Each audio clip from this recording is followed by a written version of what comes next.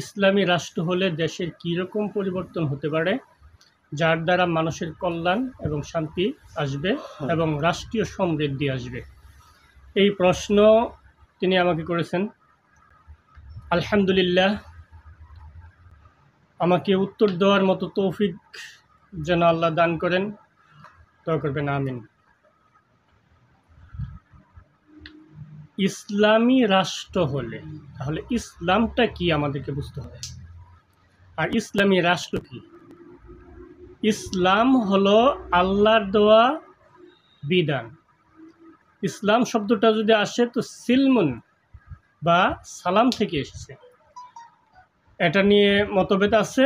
তারপরেও যদি সিলমুন বা সিলমুন অর্থ হচ্ছে প্রবেশ করা, আর সালাম অর্থ হচ্ছে শান্তি, দুইটি অর্থও ব্যবহার করা যায়।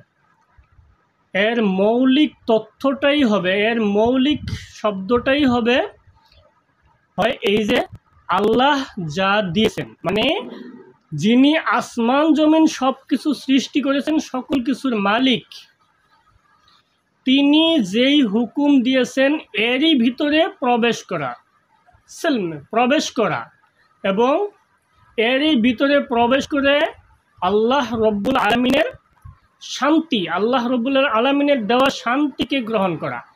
তাহলে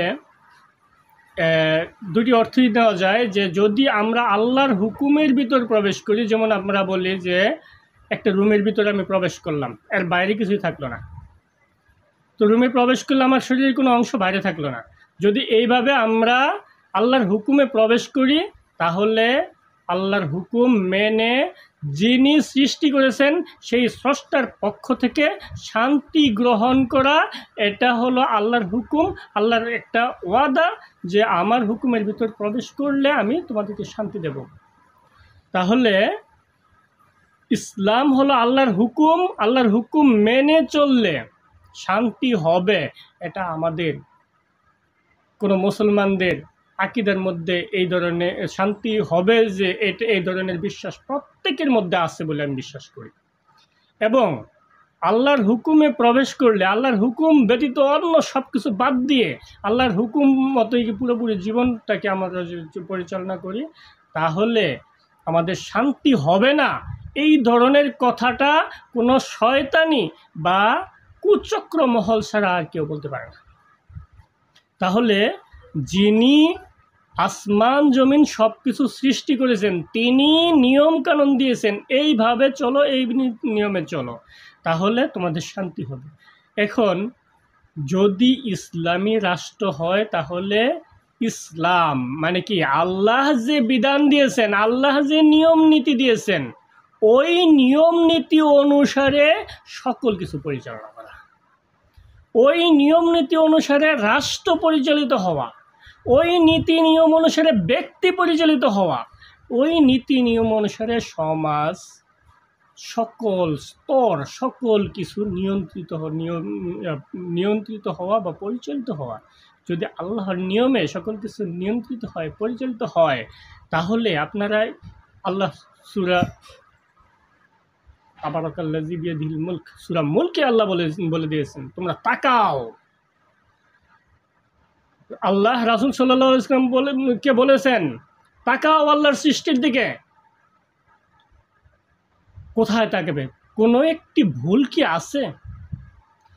কোনো একটি খুঁত কি আছে?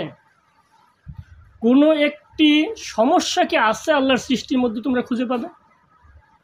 বারবার তাকাও আল্লাহর সৃষ্টির দিকে, তোমাদের চোখ আবার তোমাদের দিকেই ফিরে আসবে, তোমাদের অন্তর তোমাদের দিকেই ফিরে আসবে, কিন্তু একটি ভুলও পাবে না। আর সেই আল্লাহ রব্বুল আলামিন নিয়ম দিয়েছেন, এই নিয়মে চললে তোমাদের শান্তি হবে, তোমাদের শান্তি হবে।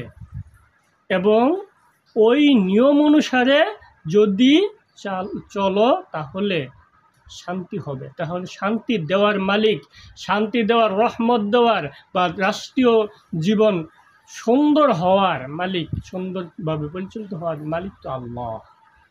তাহলে আপনাকে বরকত দেওয়ার মালিক আল্লাহ, আপনাকে ধ্বংস করারও ক্ষমতা আল্লাহর আছেন।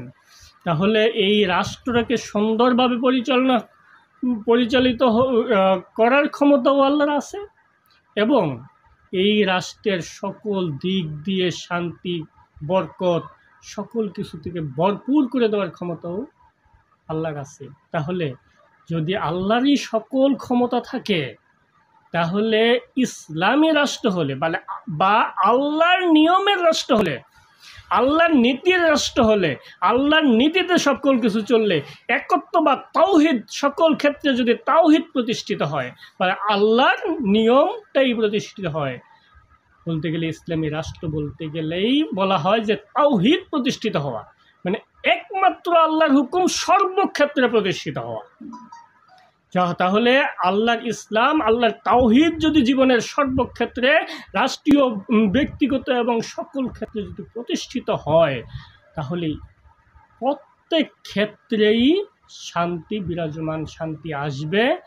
এতে কোনো ভুল বা এতে কোনো প্রকার এই সন্দেহ, সংশয় মুসলমানদের মধ্যে থাকতে পারে না, বা ইমানদারদের মধ্যে থাকতে পারে না। যেমন আপনারা যদি রাষ্ট্রীয়ভাবে বলেন যে রাষ্ট্রে তো হানাহানি, কাটাকাটি, এই খুন খারাপি বা যা কিছু আছে সকল কিছুই তো চলে, তাহলে ইসলামী রাষ্ট্র হলে এইগুলি কিভাবে বন্ধ করা যাবে? কিসাস, সমপরিমাণ বিচার, কিসাসের বিচার, কিসাসের সিস্টেমটা যখন আসে, তাহলে রাষ্ট্রীয়ভাবেই এই সমস্ত কিছু আপনার এই রাষ্ট্রীয় আইন যদি আল্লাহর বিধান অনুসারে হয়, তাহলে এই কিসাসের বিচার যখন শুরু হয়ে যাবে, আর একজন মানুষ যখন একটি হত্যা করতে আসবে, নিরপরাধ ব্যক্তিকে হত্যা করতে আসবে, বা বিচার বহির্ভূত কোনো হত্যাকাণ্ড হবে, তার আগেই চিন্তা হবে যে আমি যেই হত্যাকাণ্ড করে যাচ্ছি, এর জন্য আমার নিজেকে নিহত হতে হবে বা হত্যা হতে হবে, আমার প্রাণ নিয়ে আর বাঁচতে পারবো না। তাই এই ধরনের যদি হয়, রাষ্ট্রীয় সমস্যাগুলি, রাষ্ট্রীয় সংঘাতগুলি যদি সমাধান হয়ে যায়, তাহলে রাষ্ট্রের ভিতরে যে সংঘাতগুলি, রাষ্ট্রের ভিতরে মানবের যে সংঘাতগুলি, এইগুলি যদি সমাধান হয়ে যায়, তাহলে এখানে শান্তি অবশ্যই আসবে। আর অন্য কোনো পন্থা যদি বলেন, যেমন এই রাষ্ট্রীয় বিচার, রাষ্ট্রীয় চুরি ডাকাতি, ওই বা দুর্নীতি, এই সমস্ত বিষয় সকল কিছুই একমাত্র আল্লাহর বিধান অনুসারেই যদি পরিচালিত হয়, তাহলে সকল কিছুই সম্ভব। আর জামাত ইসলাম, বাংলাদেশ জামাত ইসলাম শুধুমাত্র তো এই কাজটাই করছে যে প্রত্যেক ক্ষেত্রে কিভাবে উলিল আমর তৈরি করে বা আদেশ দেওয়ার উপযুক্ত ব্যক্তি, আইন বিধান পরিচালনা করার উপযুক্ত ব্যক্তি বা রাষ্ট্রীয় উপযুক্ত নেতা, যেই নেতা আল্লাহর আইন বিধানকে বাস্তবায়ন করবে, ওই ধরনের নেতাকে প্রতিষ্ঠিত করে বাংলার দেশে বা এই রাষ্ট্রের মধ্যে প্রতিষ্ঠিত করে, তার মাধ্যমে আল্লাহর আইনকে বাস্তবায়ন করার চেষ্টা করে যাচ্ছে। তাহলে যদি বাংলাদেশ জামাত ইসলামী ক্ষমতায় আসতে পারে, তাহলে আল্লাহর আইনটাকে যদি প্রতিষ্ঠিত করতে পারে, তাহলে প্রত্যেক ক্ষেত্রেই শান্তি আসবে, এবং ইসলামী রাষ্ট্রীয় ব্যবস্থা যদি হয়, প্রত্যেক দরিদ্র, ধনী, দরিদ্র যা কিছু যারা আছে সকলেরই শান্তিপূর্ণ ব্যবস্থা হবে ইনশাআল্লাহ।